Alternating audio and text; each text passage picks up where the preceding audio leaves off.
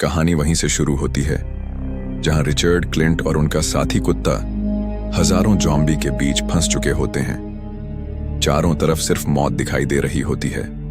Zombie धीरे धीरे car की तरफ बढ़ रहे होते हैं। उनकी डरावनी आंखें और खून से सने चेहरे देखकर रिचर्ड पूरी तरह डर चुका होता है। तभी क्लिंट तेजी से कार स्टार्ट करता है और पूरी स्पीड में ज़ॉम्बी के झुंड को चीरते हुए आगे बढ़ जाता है। चारों तरफ चीखें, टूटे हुए शरीर और भयानक अंधेरा, लेकिन खतरा अभी खत्म नहीं हुआ था। कुछ तेज ज़ॉम्बी उनकी कार का पीछा करने लगते हैं, जैसे वो इंसान नहीं, कोई राक्षस हो। अचानक सड़क टूट जाती है और कार बुरी तरह फिसलने लगती है। क्लिंट किसी तरह कार संभाल लेता है, लेकिन अब वे एक अंधेरी गली में फंस चुके होते हैं। आगे रास्ता बंद और पीछे हजारों ज़ॉम्बी।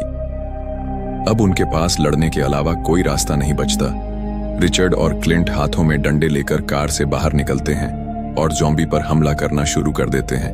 हर तरफ चीखें गूंज रही होती हैं।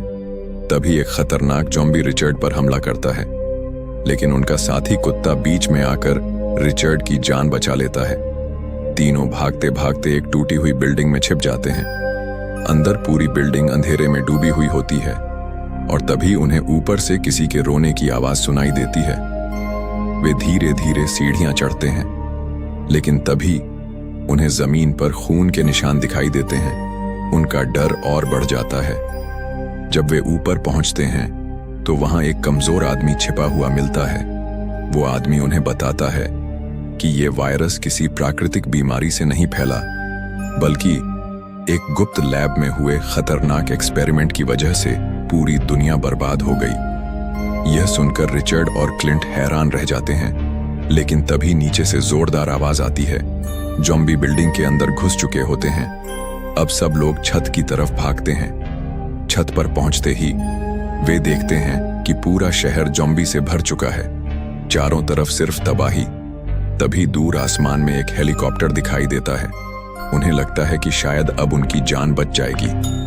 वे मदद के लिए जोर जोर से चिल्लाते हैं, लेकिन हेलीकॉप्टर बिना रुके वहां से चला जाता है।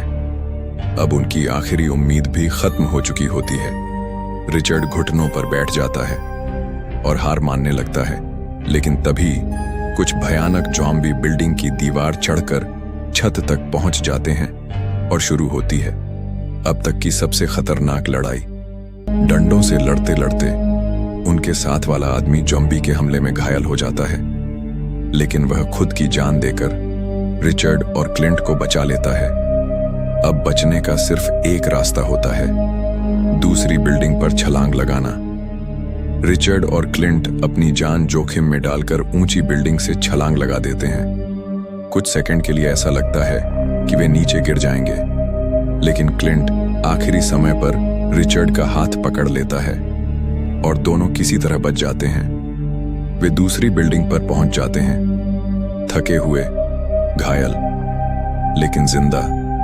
तभी क्लिंट एक बहुत बड़ा सच बताता है कि यह वायरस अब बदल रहा है और कुछ ज़ॉम्बी पहले से कहीं ज्यादा खतरनाक बन चुके हैं।